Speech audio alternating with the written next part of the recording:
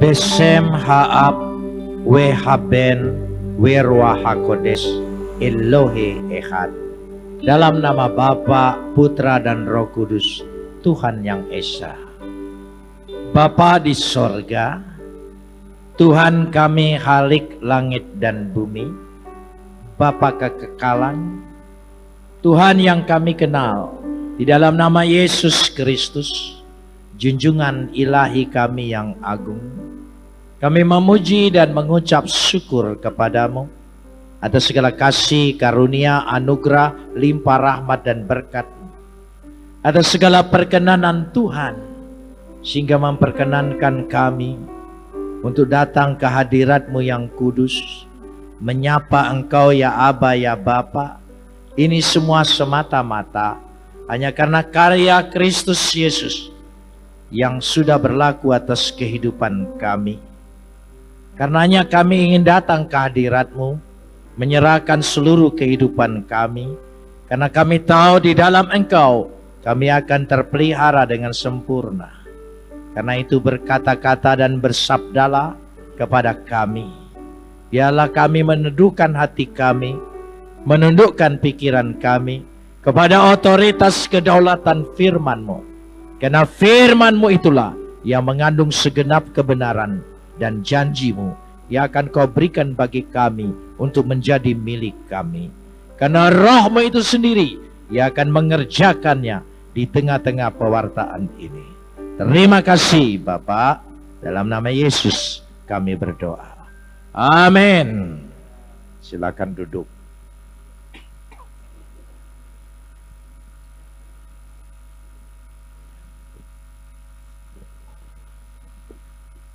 Shalom.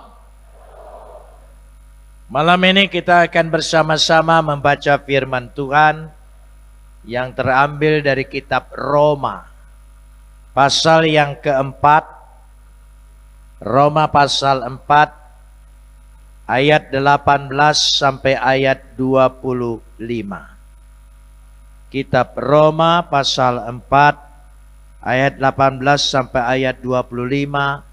Kita akan membacanya saling sahut bersautan. Saya akan awali ayat 18, lalu jemaat menjawab ayat 19, dan seterusnya saling ganti bergantian sampai tiba ayat 25. Sebab sekalipun tidak ada dasar untuk berharap, namun Abraham berharap juga dan percaya bahwa ia akan menjadi bapa banyak bangsa menurut yang telah difirmankan. Demikianlah banyaknya nanti keturunanmu. Ayat 19.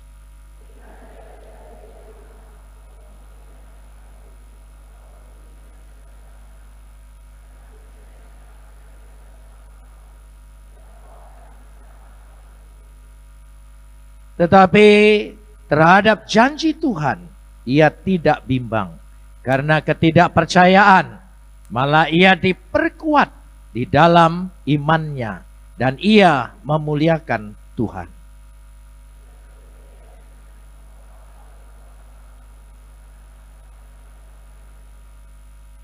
Karena itu, hal itu diperhitungkan kepadanya sebagai kebenaran.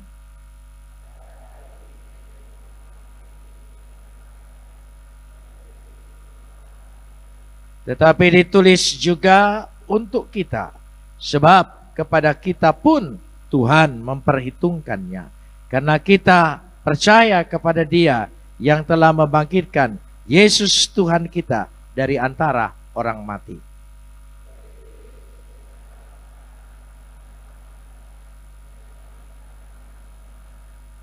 Kapot leha Adonai Elohenu kapot leha. Segala kemuliaan ya Adonai Tuhanku, kemuliaan bagimu. Saudara-saudara yang dikasihi Tuhan, pada dasarnya sifat kita manusia, percaya itu ada alasannya. Yang bisa kita lihat, yang ada buktinya, yang nyata kelihatannya. Dan sulit sekali kalau kita percaya yang tidak ada dasarnya. Kalau kita lihat di sini, Abraham, sebab sekalipun tidak ada dasar untuk berharap, sekalipun tidak ada dasar untuk berharap. Bahkan harfiahnya berkata begini, Hosfar elpida, bertentangan dengan harapannya. Artinya kondisi Abraham tidak memungkinkan. Tapi bagaimana dia bisa menaruh, percaya, harap dengan apa yang Tuhan janjikan? Saudara tahu keadaannya tidak memungkinkan, tidak mendukung dia. Itulah namanya iman. Acap kali kita juga memiliki kondisi situasi yang sangat lemah, yang tidak mungkin. Tapi percayalah, dari ketidakmungkinan itu bisa ditembus oleh iman. Mari kita lihat sejenak. Saya ingin mengajak terlebih dahulu. Ya, tolong ditayangkan kitab Kejadian pasal 18 ayat yang ke-11.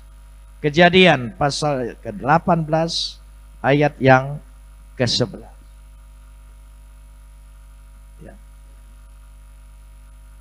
Kita lihat sini. Dikatakan di situ dengan tegas sekali bahwa menyatakan tidak mungkin keadaan Abraham itu. Tetapi demikianlah nanti dikatakan pada ayat selanjutnya. Namun Abraham berharap juga dan percaya bahwa ia menjadi bapak banyak bangsa. Berharap juga dan percaya. Epitosen, dia menaruh harapan. Bukan berarti Abraham tidak memperdulikan, tidak menghiraukan. Dia sadar kondisinya tidak mungkin. Bahkan dikatakan Abraham itu Sarai itu telah mati haidnya. Bahasa aslinya menyatakan sudah tidak mungkin lagi melahirkan. Abraham tahu.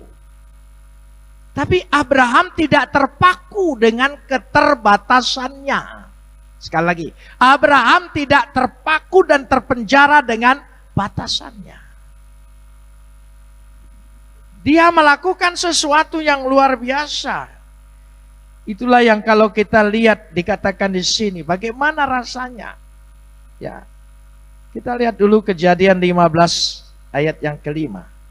Kejadian 15 ayat yang ke-5. Dikatakan di situ. Sudah ditayangkan Kejadian 15 ayat yang ke-5. Lalu apa? Tuhan membawa Abram keluar serta berfirman. Saudara mengerti? Bahasa ini bahasa metafora, bahasa simbol. Kita juga punya bahasa simbol, banyak peribahasa-peribahasa kita. Tapi kita itu sastranya di bunyi, bukan di simbol. Contohnya begini, kalau ada sumur di ladang, bolehkah aku menumpang mandi? Maksudnya apa? Kalau ada umur yang apa hubungannya dengan sumur di ladang numpang mandi, saudara? Tidak ada hubungannya. Karena bunyinya saja. Oh, ambe-ambe belalang kupu-kupu. Apa? Ya, siang makan nasi, kenapa tidak makan kupu-kupu? Nah, itu sastra Indonesia. Tapi sastra Ibrani tidak demikian. Dia memiliki sebuah maksud, makna. Setiap kata yang dipilih itu dia memiliki arti. Dari situlah ingin dinyatakan bahwa ketika Abraham dibawa keluar, artinya dia tidak boleh terpaku dengan keterbatasan, keterpenjaraan yang ada dalam dirinya. Karena jika kita memandang keadaan kita, sekeliling kita, semua akan berkata tidak mungkin. Tapi jika engkau keluar, Kita keluar. Coba, keluar dari keterbatasan kita. Itu iman. Ketika kita keluar dari keterbatasan kita, apa yang dikatakan di sini, saudara? Apa yang dimaksudkan? Coba kita lihat di situ. Ya, maka dikatakan di situ ketika dibawa keluar, berfirmanlah Tuhan, apa? Lihatlah sekarang. Lihatlah. Habetna. Kata habetna itu menunjukkan ada yang dilihat beda. Kalau engkau melihat di dalam, melihat ketidakmampuan dan keterbatasan di dirimu. Tapi kalau engkau melihat kuasa Tuhan, janji Tuhan, bahwa Tuhan yang kita sembah itu adalah Tuhan yang sanggup melakukan segala sesuatu. Tuhan yang berkuasa. Amin. Dia berkuasa. Saudara percaya Tuhan itu maha kuasa? Ya, apa betul? Ya. Jangan hanya kita ngaku, tapi kita sungguh-sungguh mengimani. Beda, saudara. Pengakuan dengan iman. Nah, saya percaya. Kenapa kita ini lebih percaya dengan manusia? Kenapa ibu bapak datang ke sini langsung duduk? Kok percaya dengan kayu itu? Ya, yakin gitu, saudara. Coba, saudara. Kenapa kita tidak percaya bahwa Tuhan meskipun dia tidak terlihat, karena maha suci dia dari segala penglihatan mata yang mata keranjang ini, mata yang penuh dosa ini, tidak sanggup menembusnya. Dia dibawa keluar, habetna. Dia ditunjukkan di situ. Ada sesuatu yang dilihat lebih. Lihat keluar, tolong lanjutkan ayatnya apa? Coba. Lihat keluar apa? Lihat kemana? Ke langit. Lihat ke atas. Maha kuasa dia. Maha dahsyat dia. Bagi dia tidak ada yang mustahil. Amin. Kalau lihat diri kita, siapa kita? Banyak tidak mungkinnya. Tapi kita belajar. Kita belajar dari Abraham. Karena Abraham disebut bapak orang beriman. Kita anak-anak Abraham. Perlu belajar dari bapak kita. Yang namanya anak harus mewarisi apa yang dimiliki oleh bapak. Itu penting. Karena itu ibu-ibu, kalau anak laki-lakimu rada bandel, itu nggak beda dari suamimu. Iya kan?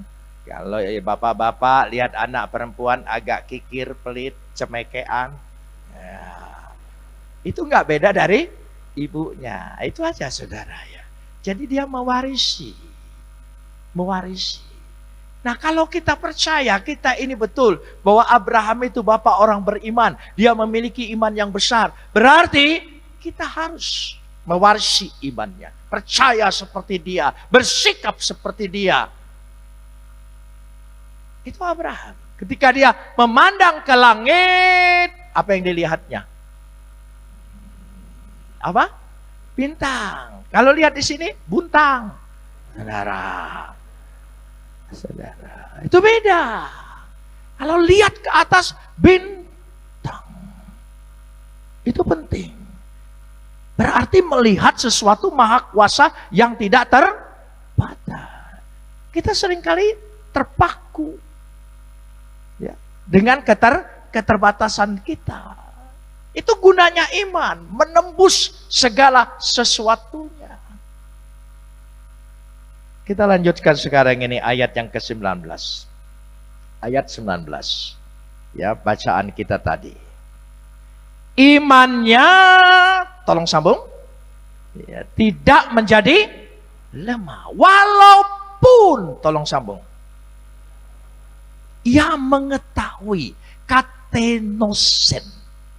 Dia sadar dirinya memang tidak mungkin, tidak mampu. Tapi dia tidak ingin keterbatasan iman percayanya dengan apa yang dimiliki oleh dirinya. Dia lebih ingin percaya apa yang dimiliki bagi Tuhannya. Di situ letaknya. Sehingga itulah bedanya.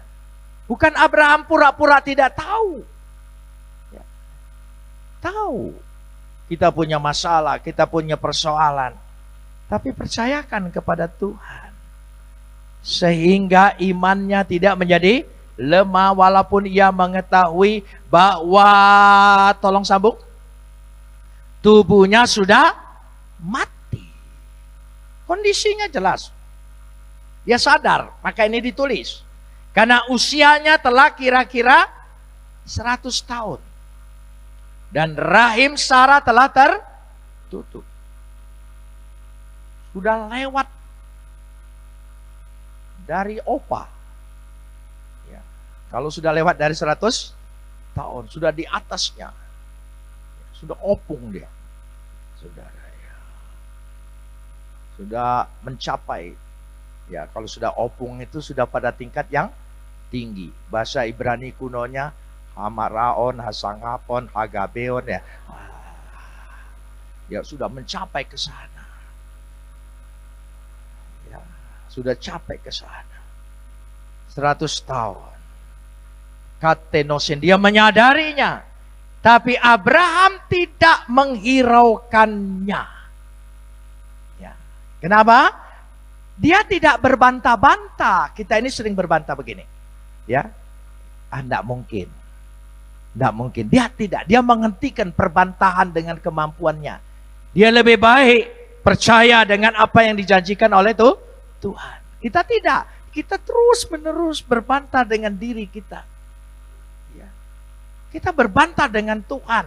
Tuhan kita percayai, tapi kita bantahi. Seringkali terjadi seperti itu. Saudara,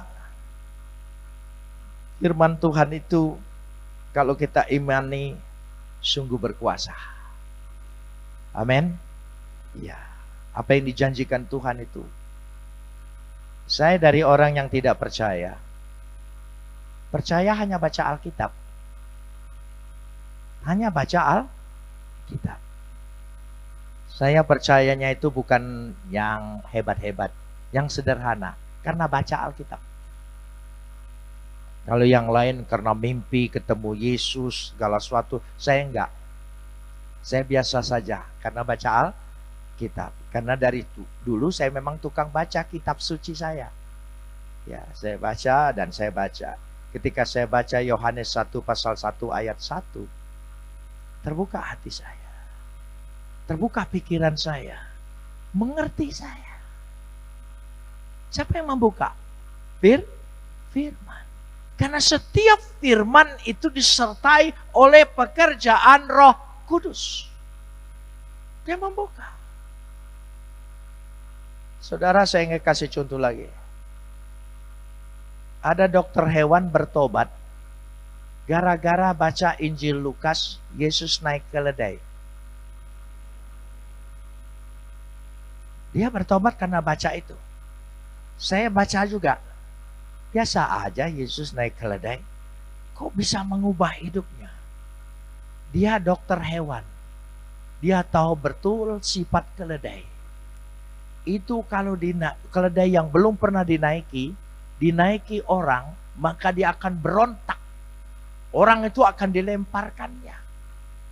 Tapi keledai yang belum pernah dinaiki ini, ketika dinaikin Yesus, dia tidak berontak. Karena dia tahu yang naik ini yang menciptakan keledai.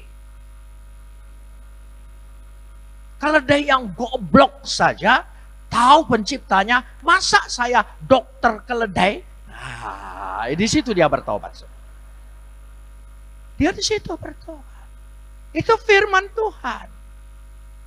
Firman Tuhan itu berkuasa. Makanya kalau iman kita ingin kuat, selain memuji, menyembah Tuhan, baca firman Tuhan. Baca terus. Jangan dipaksa, jangan terpaksa, tapi butuh. Daripada kita percaya dengan janji orang. Ayo ibu-ibu. Kan banyak yang sudah terjebak dengan janji. Iya. Sekarang kena nanggung aja, maju salah, mundur salah. Saudara, iya, udah. Tapi janjinya dulu setinggi langit. Saya itu, kalau ada laki perempuan jalan, saya sudah bisa tahu. Ini sudah kawin atau belum. Saya tahu. Kalau yang laki-laki ngomong terus, itu belum kawin. Tapi kalau yang perempuan ngomong terus yang laki diam, itu sudah kawin, saudara. Saya punya teman, istrinya ngoceh terus, di rumah ngoceh, di jalan ngoceh. Ya,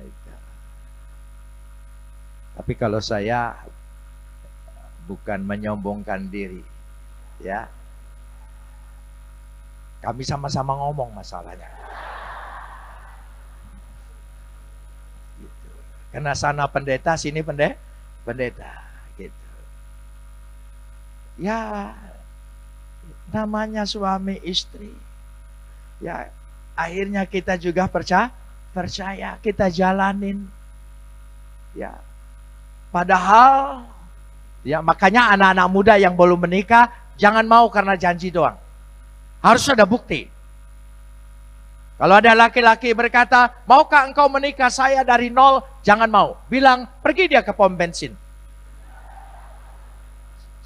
Selalu bilang dari nol. Saudara. Harus dilihat. Saya kasih contoh. Di Afrika, zaman dulu nih. Di Afrika, pedalaman. Perempuan yang belum kawin itu cirinya ada. Yang sudah kawin ada. Perempuan yang belum kawin selalu di pinggangnya ada satu kantong. Satu kantong dan dia ikatkan di pinggangnya. Kalau ada laki-laki yang melamar dia dan dia suka, dia bilang, masukkan tanganmu ke kantong ini. Isinya tidak tahu apa ular, apa saudara. Makanya di situ. Kalau dia ragu-ragu, ditolak dia. Dan saudara, kalau dia percaya dan senang sekali dengan perempuan itu, dia rela berkorban. Oh, dia masukkan tangannya. Saudara tahu, gadis-gadis Afrika di pedalaman selalu mengantongin semut marabunta, semut yang besar itu. Jadi itu laki-laki digigit semut. Dia bilang, jangan cabut sebelum saya jawab iya. Setelah dia menahan kesakitan demi mendapatkan perempuan itu, betul-betul dia berjuang. Nah itu namanya perjuangan. Saudara, dia pulang bengkak semua tangannya. Orang sekampung tahu, oh engkau jatuh cinta ya. Gitu. Dulu enggak ada ciri kecuali cirinya seperti itu. Itu perempuan Afrika di pedalaman zaman dulu. Masa perempuan modern sekarang mudah dibohongin orang, hanya sekedar janji. Makan tuh janji, saudara. Hidup itu tidak oleh janji, hidup itu oleh tanggung jawab. Itu yang penting, saudara. Cinta itu sifatnya sementara. Itu. Makanya harus dipelihara terus. Suami istri, ya harus mesra terus. Gitu. Jadi lihat seperti itu. Ya, saya selalu mesra, tapi sekarang agak sedikit kasar, saudara. Ya, kenapa kasar? Karena sama-sama bermasalah dengan telinga. Jadi bukan tidak mesra. Kita ngomong, "Mah, ini dong, siapin air dong." Apa? Air. Itu. Bukan tidak mesra, tapi itulah bermasalah sedikit, saudara. Sudah umur, maklumlah saudara ya. Apalagi perempuan makin banyak umur, karena dia melahirkan, mengandung itu, mempertaruhkan tubuhnya, jiwanya, nyawanya.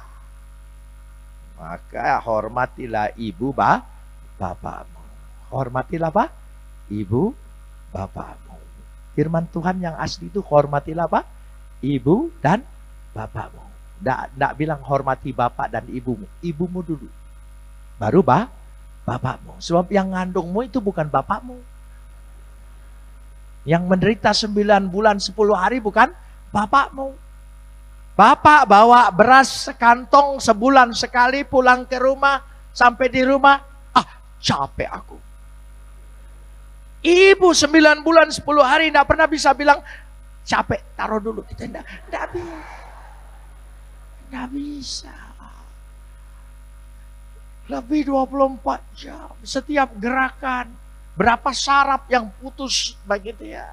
Karena itu perempuan itu cepat bongkok, cepat rapuh, cepat apa. Itu ibumu. Kalau hidupmu mau diberkati, hormati ibu. Baru bapakmu.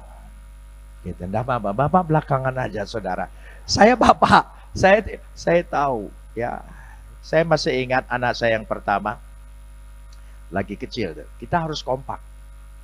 Menghadapi anak itu tidak boleh saling menyalahkan di depan anak. Tidak boleh. Harus kompak. Ya entah bagaimana suatu pagi mau pergi sekolah. Anak saya masih SD. Waktu itu yang pertama. Ya, lalu dia berkata dengan ibunya, "Mama bodoh." Gitu, langsung saya keluar kamar. "Apa? Berani-berani bilang ibumu bodoh? Saya capek-capek dapat perempuan seperti ini, edition limited. Tidak ada lagi. Beraninya kamu. Ayo."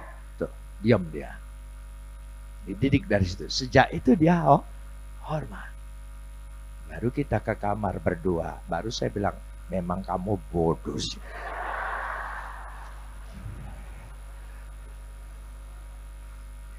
Tapi jangan biarkan. Suami istri itu harus kompak. Bersatu. Jadi sekali lagi, segala sesuatu harus dipelihara. Iman percaya pun harus dipelihara. Peliharanya dengan apa? Menyembah dia, memuji dia. Baca firman Tuhan. Terus ketika engkau menyembah dia, coba lihat ayatnya. Saudara perhatikan di situ, ya. Kalau kita lihat, lanjutkan pada ayatnya, ya. Ya. Dikatakan, tetapi ayat 20, tetapi terhadap janji Tuhan ia tidak bimbang karena ketidakpercayaan. Malah ia apa? Diperkuat dalam imannya. Tolong sambung. Ketika dia memuliakan Tuhan, menyembah Tuhan, memuji Tuhan. Oh iya. Imannya diperkuat. Ya. Jadi ketika itu gunanya kita menyembah, memuji dia. Keluarkan suaramu. Jangan nyanyi hanya komat kamit, memangnya jampi-jampi. Saudara ya. Nyanyi itu berteriak, bersuara. Gitu, sekuat tenaga. Ya. Saudara tahu, tugasnya malaikat itu apa? Memuji dan menyembah. Tapi ketika umatnya memuji dan menyembah, mereka berhenti nonton dia. Wah, dahsyat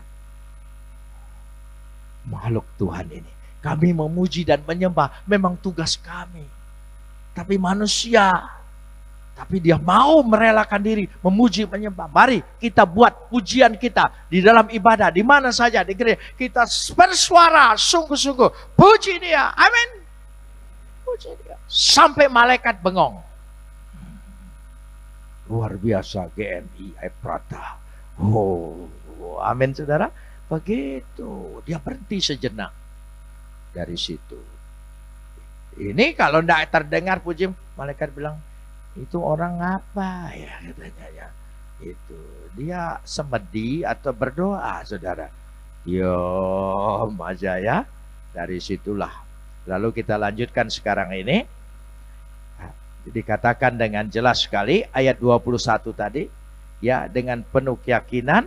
Dengan penuh keyakinan bahwa Tuhan, tolong sambung, berkuasa untuk apa? Melaksanakan apa yang telah Tuhan berkuasa melaksanakan apa yang sudah dijanjikan, bukan kita. Bukan kita. Tuhan melaksanakannya. Saudara, kita memang perlu ketekunan, keteguhan, kesungguhan. Ya, itu hidup kekristenan kita. Kita tidak boleh biasa-biasa saja. Kita ini ditebus dari hal yang luar biasa. Makanya kita ini anak-anak yang luar biasa. Saya ingin kasih contoh. Ini dongeng. Dongeng ini ya saya juga tidak percaya. Tapi yang namanya dongeng kita ambil saripatinya. Zaman dulu sekali. Zaman dulu. Di kerajaan.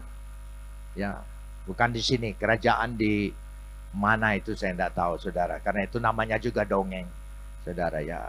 Jadi di kerajaan itu, raja itu mempunyai seorang putri. Cantik sekali. Terkenal. Luar biasa. Nah, tapi ada pemuda miskin, pemuda kampung. Ya. Senang sekali dengan putri ini. Jatuh cinta dengan putri ini. Ya, jatuh cinta sendiri maksudnya saudara ya. Jadi sudah. Dia pergi ke istana ingin melamar putri raja. Ingin melamar putri raja. Belum sampai ke raja, di pengawal saja sudah diketawain. Kami aja panglimanya, tentaranya tidak berani melamar, kok kamu lancang sekali berani malah melamar. Udah, boleh. Tapi dia meskipun diusir, dia tetap di pintu istana itu, di halamannya ditungguin terus, ingin ketemu raja, ingin ngelamar putrinya. Dia tungguin. Raja pagi keluar, sore pulang, pagi keluar. Kita lihat, itu siapa? Kok berdiri terus di situ?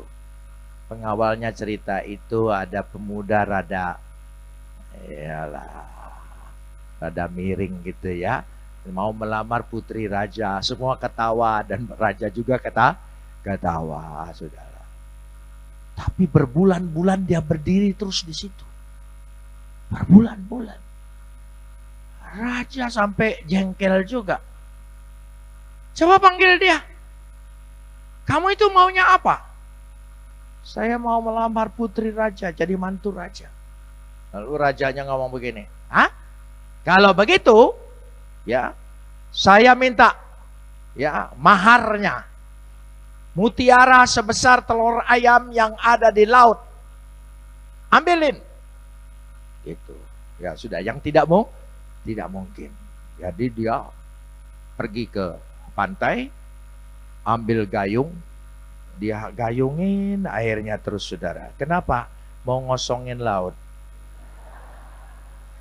Saudara ketawa karena tidak mungkin dia kosongin. Gitu. Tiap hari berbulan-bulan.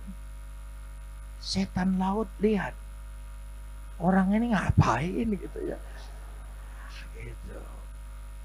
Begitu dia lihat, dia suruh anak setan. Gitu, nanya. Kamu ngapain? Saya mau ngosongin air laut. Hahaha, semua setan bilang, aduh ini orang. Tapi dia tetap saja. Berbulan-bulan terus saja. Ya, lalu setan yang tua bilang begini. Jangan-jangan nanti kalau dia terus-terusan begitu, laut kosong betul loh.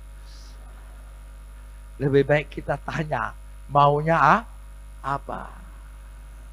Akhirnya ditanya oleh setan, kamu maunya apa ngosongin laut? Saya mau mencari mutiara sebesar telur ayam yang ada dalam laut. Kalau sudah dapat, ya sudah. Oh, kalau begitu, kata setan tua, daripada lautnya kosong, kita tidak ada daerah operasi, ya lebih baik kita ambilin aja lah gitu. Sudah diambilin. Saudara, mengapa? Ya, ini hanya dongeng. Tapi ketekunan itu setan pun kalah. Raja pun takluk, saudara. Karena ketekunan. Tekun. Sabar dan tekun. Coba ucapkan. Sabar dan tekun, disingkat SATE. Nah, saudara. Jadi sabar dan tekun. Sabar, tekun. Makanya berdoa tekun terus. Terus berdoa. Menghadap hadirat Tuhan. Tuhan tolong sembuhkan. Terus. Jangan henti-henti. Saya percaya Tuhan pasti peduli dengan kita. Tidak mungkin tidak. Di situ letaknya. Karena itulah yang Tuhan berikan. Nah, kuncinya menghadap Dia. Kita sudah diberi, yaitu anaknya. Siapa namanya? Yesus. Oh, saya sangat senang. Kalau berbicara tentang Yesus, rasanya ingin meledak hati saya ini. Saking luar biasa pribadi itu. Ya, dulu saya tidak kenal.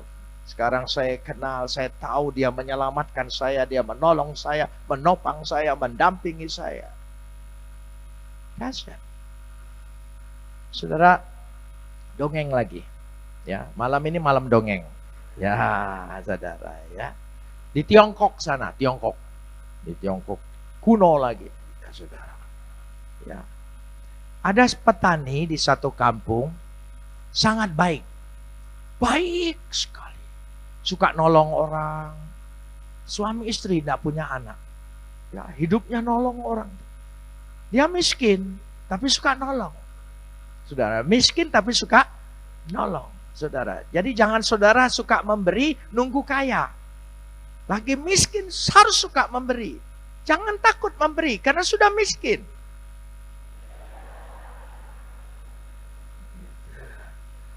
Loh iya. Loh itu nasihat orang kaya China yang sekarang namanya Jack Ma. Saudara, harus suka memberi. Jangan tunggu kaya. Kalau miskin, ya, justru sering banyak keluar rumah. Jangan di dalam rumah aja malas. Keluar rumah, temuin semua orang. Itu rezeki. Amin. Ya, jangan malas. Kalau sudah miskin banyak keluar rumah. Kalau sudah kaya lebih banyak dalam rumah. Jadi tidak keluar duit, maksudnya keluar rumah. Saya kalau ke mall itu selalu mesra dengan istri saya. Selalu mesra, selalu saya gandeng tangannya. Gitu. Kalau dia mau mampir sana saya gandeng terus. Aman, saudara, aman. Aman. Nah, jadi cerita tadi, ya, karena dia terkenal baik, seluruh dewa geger. Orang ini baik sekali. Manusia ini hampir setengah dewa. Sangat baik. Maka dewa memutuskan, para dewa itu, kita harus kasih hadiah dengan keluarga ini. Tapi ada satu dewa suaranya rada vokal. Nanti dulu, saya mau tes dulu. Apa betul baiknya itu? Apa pura-pura? Saudara, yang namanya orang tulus itu tidak tahu dirinya tulus. Kalau ada orang suka ngomong, saya ikhlas, itu enggak ikhlas, saudara-saudara. Orang ikhlas itu tidak tahu bahwa itu ikhlas. Itu kalau saya ikhlas menolong saudara, itu enggak ikhlas, saudara. Nah, saudara. Jadi sudah, dewa ini nyamar jadi orang, pas datang sore, waktu makan. Waktu makan diterima oleh keluarga ini. Mereka baik, terima. Ya, dia bilang, mau apa, mau makan apa. Dewa kan tahu. Dia punya tinggal satu bebek. Bebek tinggal satu-satunya. Dewanya bilang, saya minta bebek panggang. Gitu. Ya, asal mau nunggu. Wah, dia potong. Dia panggang, dia masak bebeknya. Ya. Lalu dia sodorkan dengan dewa yang nyamar ini. Dewa ini makan sekali, dasar dewa rakus. Ya, sampai tulang-tulang keringnya habis semua. Oh, ya. Tapi dia senyum saja suami istrinya. Ya, dia belum turut makan. Dewanya sudah habis, nasinya juga sudah habis. Tinggal mangkok kosong aja. Lalu dewa ini bilang, memang kamu ternyata baik. Ya, saya ingin kasih hadiah kamu. Kan di Tiongkok makannya pakai sumpit. Jadi dia ketok pakai sumpit, mangkoknya petani ini satu, tok, tok, tok, jadi emas. Ini hadiah buatmu. Tapi petani itu, enggak, jangan, biar aja. Hah? Ini bisa beli 100 bebek lebih. Ya. Oh kurang. Mangkok istrinya yang kosong diketok lagi. Dia tetap geleng kepala. Enggak. Hah? Kurang. Mangkok bekas dewa tadi yang kosong diketok lagi. Jadi emas. Dia tetap saja petani itu bilang, enggak usah. Saking penasaran dewa ini tanya, maumu apa? Sumpitnya. Supaya bisa ketok. Saudara ingin mukjizat? Sumber pembuat mukjizat itu yang penting dimiliki oleh kita. Siapa namanya? Amin. Dia sumber segala sesuatu. Saudara, kalau petani ini cerdas, masa kita agak bodoh? Kita tidak boleh bodoh, saudara. Bodoh itu, orang Palembang itu kalau ngomong perbendaharaan katanya paling banyak. Apalagi kalau ngatoi wong, wah habis sore. Saudara, oh iya, pokoknya sampai ke ludes, saudara. Kalau udah ngatoin wong, ya bukan hanya bodoh, goblok, lolo, tolol, bengak, buyat. Loh iya, perbendaharanya tinggi. Saudara tahu, kalau firman Tuhan mengisi kita terus-menerus, setiap saat, setiap hari, perbendaharaan kita yang ada di pikiran, di hati kita, lebih banyak firman. Kenapa ucapan kita kasar? Kenapa ucapan kita tidak baik? Karena firman berkurang di pikiranmu, berkurang di hati, sehingga tidak tercermin keluar. Kita harus tercermin keluar. Amin. Malam ini saya ingin katakan, ada mujizat yang Tuhan berikan dalam setiap rumah tangga. Amin, saudara. Dalam setiap rumah tangga, kita butuh mujizat. Kita butuh. Yang mempertahankan pernikahan kita, hubungan keluarga kita, memberkati keluarga kita. Kita butuh mujizat Tuhan untuk memulihkan itu. Sebab banyak rumah tangga yang retak. Memang tidak bercerai karena takut, tapi sesungguhnya hatinya sudah menyimpang sana dan sini. Makin hari makin menyimpang. Coba kalau suami, istri, anak kumpul, ya itu bukan ngomong, masing-masing sibuk, ya dengan HP-nya masing-masing, saudara, dengan HP-nya, tidak sibuk berkomunikasi, tidak berhubung. Kita perlu mujizat, amin, saudara, supaya Tuhan berikan suami, istri, suami dan istri. Katakan suami dan istri. Suami, kenapa engkau disebut suami? Ayo, saudara, kenapa kita disebut suami? Setiap yang menikah, istri selalu depan namanya sudah tambah apa? NY, apa artinya? Bukan nyuci, nyusui. Kenyataannya kan begitu, nyapu, saudara. Iya. Apa jadi babu kontrakan tidak bosan tuh, saudara? No. Kalau tidak ada kasih Tuhan, memulihkannya, menjaganya, oh, hambar sudah. Saudara, dulu sebelum menikah kita ketemu dengan dia, harumnya luar biasa. Sekarang bau balsem. Dulu laki-laki sebelum menikah, oh, menjaga sekali penampilannya. Mau buang angin pun ditahan. Sudah menikah, oh, perang Vietnam, dam.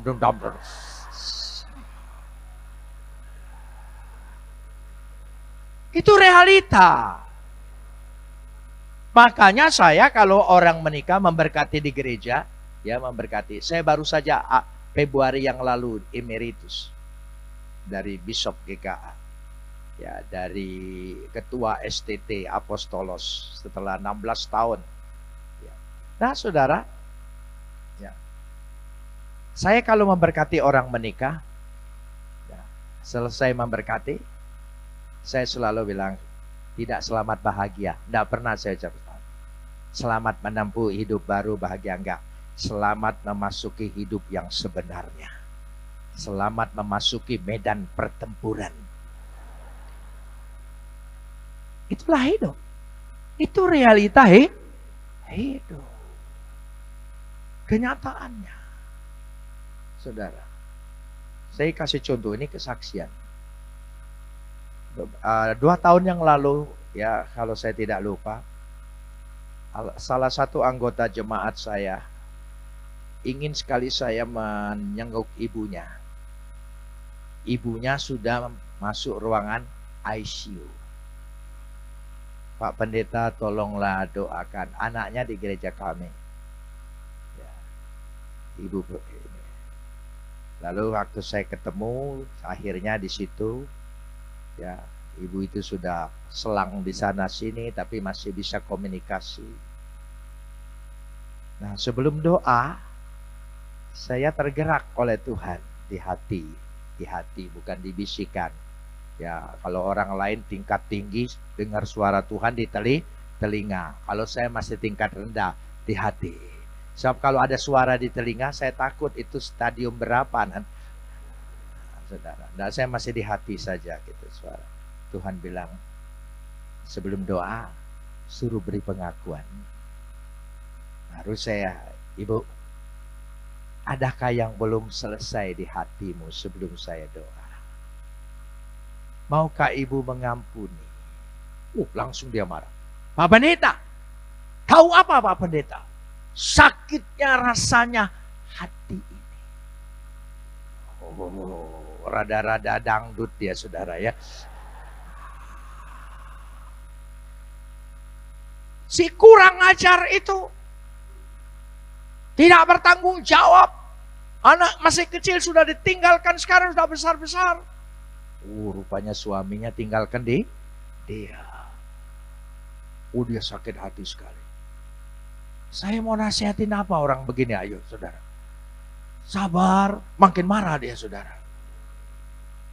Lalu saya begini dengan dia. Bu, betul Bu. Si jahat itu memang patut dikutuk, Bu. Ya. Memang dia laki-laki tidak bertanggung jawab, laki-laki laknat bertanggung, segala macam. Orang Palembang tahu sendiri, keluar semua. Dia bengong ibu itu. Loh, Bapak kenal suami saya? Enggak kenal.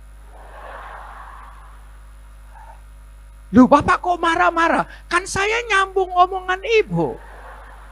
Ibu marah dengan dia, saya marah juga. Udah dia jadi tenang. Oh begitu Pak.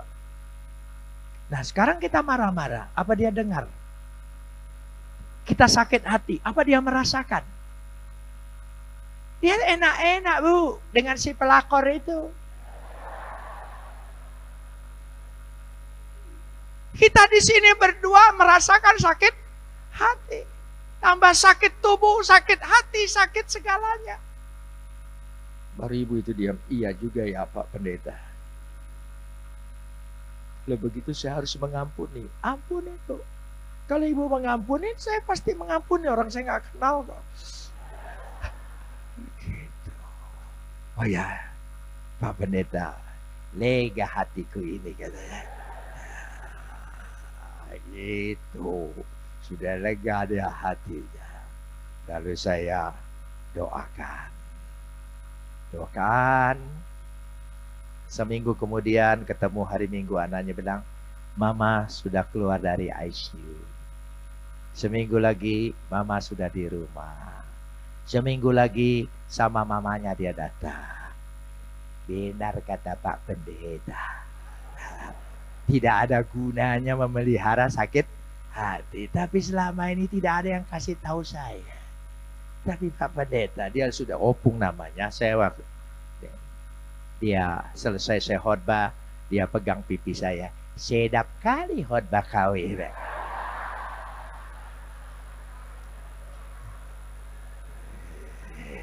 Baru kali itu saya khotbahnya dibilang sedap. Oh, luar biasa. Nah saudara, itu artinya Buat apa menyimpan yang merugikan diri kita sendiri? Ada jalan keluar. Ada Tuhan yang berikan. Jangan patah hati. Tuhan pasti berkati. Tuhan pasti beri jalan keluar. Saya kasih contoh yang terakhir. Saudara punya iPhone? Punya HP? Ya. Ada yang masih menyimpan aplikasi BlackBerry? Hampir tidak ada ya. Ada WA? Nah, yang punya WA tolong angkat tangan supaya kita tahu bersatu bersama. Saudara ya WA. Saudara WA, saudara tahu siapa yang menciptakannya? Siapa yang menciptakannya? Aplikasi punya nggak tahu. Ya, namanya Yan Koun. Yan Koun. Ya, dia dari kota Kiev, jajahan Rusia. Orang tuanya waktu dia umur 16 tahun migrasi ke Amerika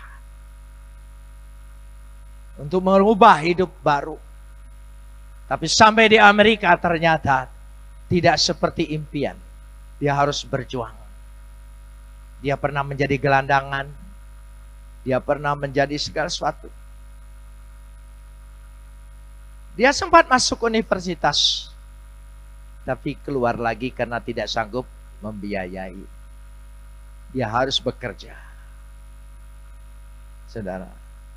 Lalu dia keluar, dia tidak putus asa. Dia beli HP bekas. Ya, karena itu sisa uangnya. HP bekas itu diotak-atik oleh dia, dibongkar oleh dia. Bongkar semua. Dia pelajari semua. Itu HP. Ya. Karena memang dia sekolahnya elektro tapi tidak tamat. Baru 2 semester sudah selesai tapi dia bongkar. Dia pelajari. Setelah dia tahu semua, dia melamar kerjaan di Google. 1 tahun dia bekerja di Google. Ada pekerjaan dari Yahoo menawarkan dia pindah ke Yahoo.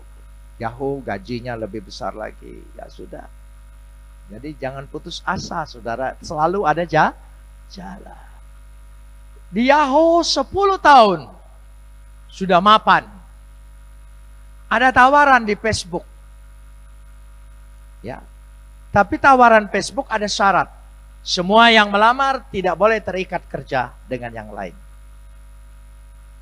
Dia pikir-pikir. Akhirnya karena tawaran salarinya lebih besar di Facebook, dia berhenti di Yahoo, melamar ke Facebook. Waktu melamar di Facebook, ditolak. Dari Yahoo sudah keluar, dari Facebook ditolak. Pengangguran. Mulai dia pelajari lagi. Dia temukan yang namanya WA. WhatsApp itu akhirnya dibeli oleh Facebook 10 juta. Saudara, ngelamar ndak boleh, akhirnya jadi tuan di Facebook. Saudara, jadi kalau saudara ngelamar kerjaan itu tidak boleh, ditolak. Itu tandanya engkau bakal jadi bos. Amin, saudara. Jangan berpikir mau jadi pegawai terus. Apalagi anak muda, jangan pikir untuk jadi PNS. Jangan pikir jadi PNS. Jadi pengusaha. Saudara mau kaya, jadi pengusaha. Jadi PNS tidak akan kaya. Percayalah, kalau ada PNS kaya, pasti incaran KPK. Saudara. Ya, kalau ingin kaya, jadi pengusaha. Biar kecil jadi pengusaha. Saya kasih contoh lagi. Jemaat gereja kami nih, masih pemuda dulunya. Sekarang sudah luar biasa bagusnya ekonominya. Dia baru tamat SMA. Mau melamar kerjaan. Dan tidak tanggung-tanggung, cita-citanya ingin bekerja di Pertamina. Lamarannya ditolak. Lamar sana ditolak, lamar sini ditolak. Tiap minggu dia datang, Pak Pendeta, doakan. Saya masih ditolak terus, ditolak terus. Terus saya bilang, terus. Saya sudah capek Pak Pendeta. Itu sudah berbolak-balik saya fotokopi ijazah saya. Sampai lebih kenal dengan tukang fotokopi dari. Saya bilang jangan putus asa, doa terus. Nah, terus dari ada pengantar koran. Pekerjaan itu ada. Karena daripada nganggur, akhirnya dia antar koran. Setia dengan pekerjaan itu. Pagi sudah bangun, antar semuanya. Terus menerus. Satu pagi dia mau mengantar koran. Yang punya rumah keluar. Ya, melihat dia, oh Pak, terima kasih. Katanya sudah antar. Kamu hebat ya, antar pagi-pagi. Itu. Kerja apa sesudah ini? Belum ada kerjaan Pak. Oh kalau gitu, kirim lamaranmu ke kantor saya. Jalan Perwira nomor 7. Karena itu dia Direktur Pertamina. Saudara. Jadi ada jalan. Dari nganter koran. Dari lamaran yang nggak sampai terus, saudara. Dari antar koran langsung. Jadi kalau ada pekerjaan yang kelihatannya tidak ada apa-apanya, itu namanya batu loncatan. Percayalah, anak Tuhan itu pasti diberkati. Amin. Pasti Tuhan memberkati. Karena ya bagi Tuhan tidak ada yang mustahil. Tuhan pasti tolong, Tuhan pasti topang, Tuhan pasti berkati. Saya kasih contoh. Saya di penjara 6 tahun. Pindah-pindah. Dari RTM, Budi Utomo, Kopkamtid, Laksusda, Jawa Timur, pindah lagi, Satgas, Denlak, Jakarta, pindah lagi RTM, bolak-balik. Akhirnya pindah Kalisosok. Ya pindahin Kalisosok. Itu setelah 2 tahun lebih dipindahin di Kalisosok. Di Kalisosok saya ditaruh di kamar sendirian. Kamarnya besar. Ya. Katanya dulu bekas Diponegoro ditahan di situ. Gitu, katanya. Dan kamar itu banyak hantunya katanya. Ya. Saya dimasukkan ke sana. Ya namanya orang di penjara tidak bisa lah, masuk aja di situ. Takut dengan hantu? Enggak. Ngapain harus takut? Orang sudah hidup penuh ketakutan.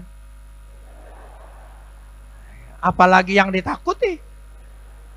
Kalau betul hantunya datang di Ponorogo naik kuda, saya pasti loncat di kudanya.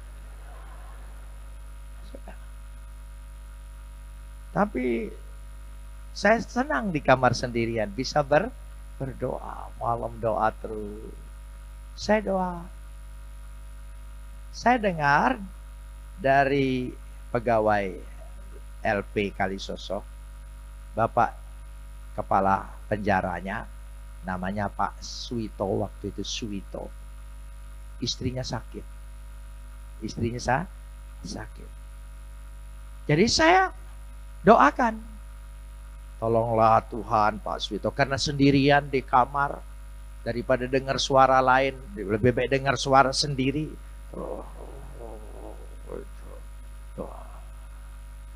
Nah rupanya kebiasaan kepala penjara, kalau malam suka kontrol. Lewat depan kamar saya, namanya disebut. Dia dengar rupanya, saya enggak dengar, enggak lihat. Besok pagi saya dipanggil. Waktu saya dipanggil, semua kaget. Kamu ada salah apa? Ada masalah apa? Enggak tahu, saya bilang. Saya baru di sini. Dipanggil. Panggil menghadap, dia bilang. Kamu tahu istri saya sakit dari mana? Dari pegawai Bapak. Tadi malam saya dengar, kamu doain ya? Iya. Dia bilang gini, mau enggak nanti malam saya bawa kamu ke rumah saya. Rumah kepala penjara selalu di sebelah penjara.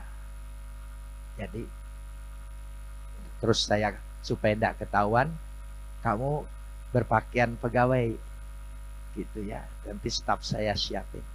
Oh enggak, ya saya bilang mau Pak, saya bilang, tapi jangan lari ya. Iya ya Pak. Malam itu kira-kira jam 7 saya dibawa ke rumahnya, di sebelah, dikawal oleh yang lain semua. Dan saya lihat ibu sudah terkapar, sudah diselimuti oleh hanya kain batik seperti itu saja. Sudah kurus, tinggal kulit dan tulang. Saya doakan, Tuhan berkati ibu ini, tolong.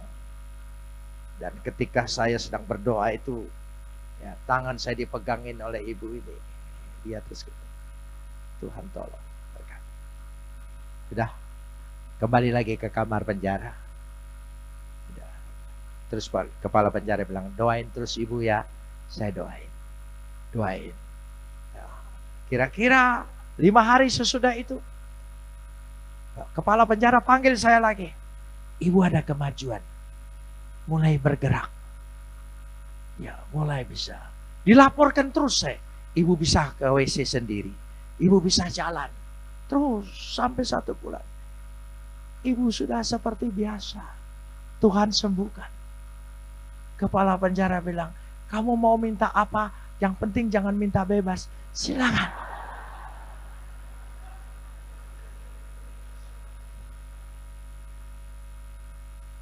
Sejak hari itu ibu sudah sedia kala sembuhnya. Saya tiap hari dikirim makanan. Apa yang dimakan oleh kepala penjara dimakan oleh saya di dalam penjara. Ya, Tuhan peliharakan saya. Amin saudara. Nggak ada yang besuk, nggak ada yang nolong. Tuhan pelihara. Cara Tuhan itu ada saja. Jangan takut, Tuhan banyak cara. Tuhan banyak cara. Makanya kalau suka katakan, apa? Bagaimana? Kalau ada 1 pintu yang tertutup, apa istilahnya? Apa? 1 pintu tertutup, apa? 99 pintu tertutup, apa? 1 pintu terbuka. Kita tidak. 1 pintu tertutup, 99 terbuka bagi kita. Karena Tuhan banyak cara. Cara Tuhan memberkati kita luar biasa caranya. Saya melihat betul pertolongan Tuhan, kuasa Tuhan. Bukan hanya teori, tapi saya mengalami sebagai pengalaman iman bahwa Tuhan itu cinta saya luar biasa. Dia peliharakan. Banyak ancaman, tapi sampai keluar penjara, Tuhan berikan kesehatan dan kekuatan. Kepala penjaranya sudah meninggal, saya belum. Yang nangkap saya sudah meninggal, saya belum. Yang ngadilin saya sudah mati semua, saya belum, saudara ya. Saudara. Dari situ percayakan kepada Tuhan. Makanya waktu diadili, setelah ditahan 5 tahun lebih, ya baru diadili. 5 tahun lebih baru diadili. Dijatuhkan hukuman 6 tahun.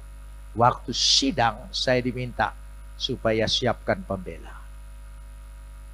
Saya bilang perkara saya hanya soal iman percaya. Saya tidak butuh pembela.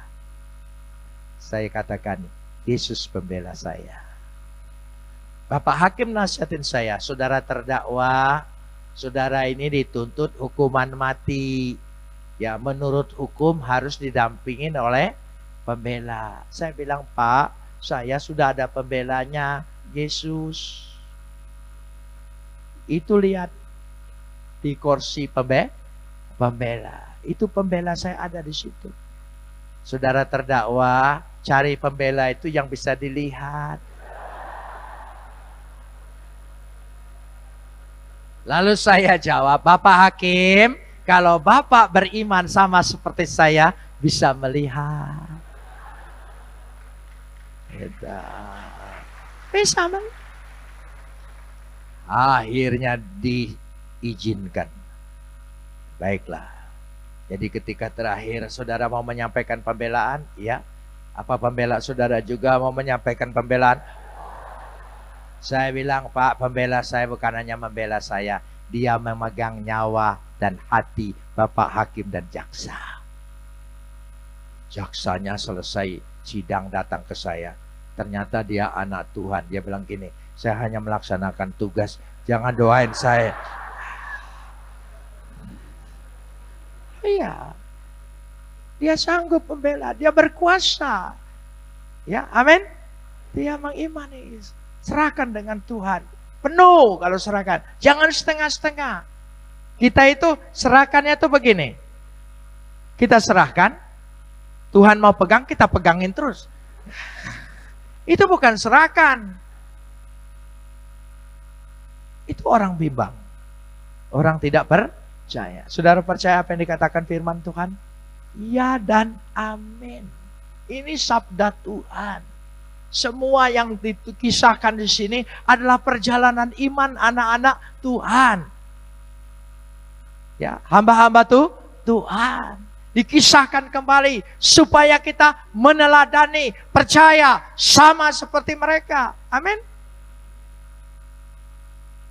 Saudara, yang namanya teologia harus percaya Tuhan. Kalau teologia tidak percaya Tuhan, namanya tolologia. Itu bedanya. Saya ini 16 tahun rektor STT Apostolos. Wah, anak-anak masuk STT itu, kalau tahun pertama itu malaikat semua. Jalan aja, cara pakaiannya, bawa Alkitabnya, ya, shalom, ketemu, shalom. Tahun pertama. Tahun kedua mulai bebas. Ya itu, mulai jadi manusia dia. Ya, banyak belajar. Tahun ketiga, belajar lebih banyak lagi. Kritik teks, kritik historis, kritik sastra, kritik langsung. Mulai jadi setan semua. Itu tingkat 3 setan semua itu, saudara. Setan semua. Adik-adik tingkatnya baru masuk dibantah-bantain, sedang doa digoda-godain. Luar biasa. Keluar tingkat 4 jadi manusia lagi. Ya, semoga setelah dilantik jadi hamba Tuhan, malaikat lagi. Amin, saudara. Iya, tapi kalau keluar masih seperti tingkat 3 setan terus. Wah, mereka itu kalau sudah tingkat 3, nanya saya itu luar biasa. Ada mahasiswa saya dari Papua, banyak sekali. Sampai dia katakan begini, Bapak, Tuhan itu tidak adil. Tidak adil? Kok kamu tahu? Iya, tidak adil. Ada siang, ada malam. Ya, kenapa saya bilang? Kenapa Tuhan ciptakan matahari 1 katanya? Coba kalau 2. Kan yang mengada-ada. Saya bilang, 1 aja kau sudah hitam seperti itu.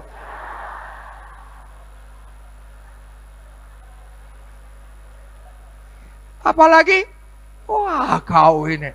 Baru dia diam. Iya. Oh iya. Macam pengalaman saya itu. Mimpin STT, macam-macam pertanyaan. Pertanyaannya itu yang aneh-aneh.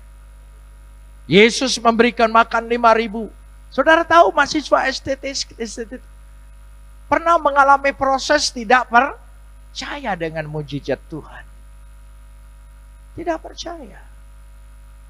Masa dia bilang ini, Yesus memberi makan 5.000 orang dengan 5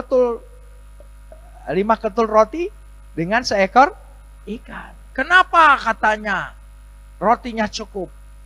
Sebab semua mengeluarkan rotinya. Jadi cukup 5 ketul kan sisa. Gitu. Lalu ikannya kenapa cukup? Ikan paus.